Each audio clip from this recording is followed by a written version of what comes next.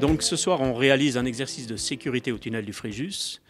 Alors un exercice de sécurité, ça consiste essentiellement à jouer un éventuel accident ou incendie ou événement particulier en tunnel qui permettent de tester le bon fonctionnement de tous les principes qui sont retenus pour assurer la sécurité à l'intérieur du tunnel, notamment les équipes, mais aussi les équipements, les bonnes réactions des systèmes de contrôle, les équipements à l'intérieur du tunnel.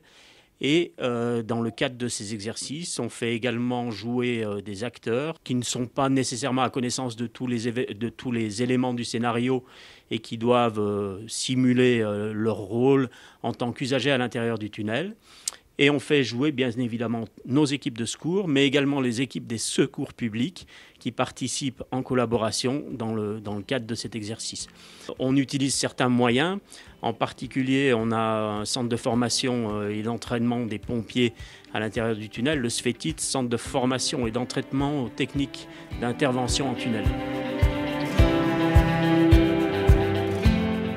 Le service sécurité du tunnel du Fréjus comporte une centaine de pompiers sur les deux côtés du tunnel, donc français et italiens, qui vont ce soir intervenir en tant qu'acteurs, en tant que secouristes à l'intérieur de l'ouvrage, en collaboration avec les services de secours publics qui viendront sur le déclenchement du plan de secours binational.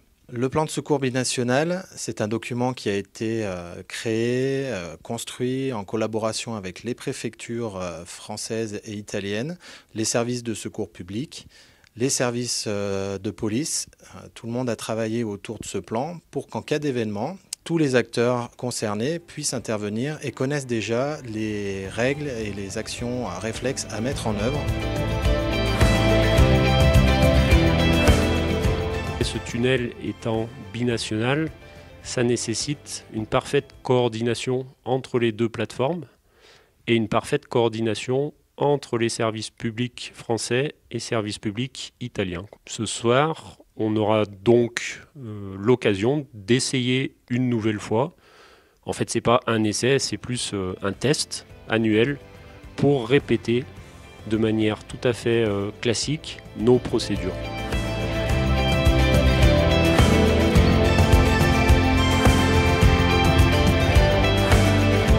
Au début, on était appelé pour un incendie dans le tunnel et en chemin, nous sommes tombés sur un accident de la circulation. Du coup, il y a une équipe qui est partie traiter l'incendie et nous, on s'est occupé de la partie accident où on a pris les passagers en compte et du coup, les services publics sont intervenus pour désincarcérer une victime qui est incarcérée au niveau de la voiture. Donc il y a une partie secours à personne qui a été faite, de la protection incendie et là du coup il y a une partie des incarcérations qui va être effectuée. La principale difficulté du scénario, c'est qu'on est premièrement engagé sur un scénario incendie et secondairement sur un AVP. On attend le SDIS, on fait les premiers gestes de secours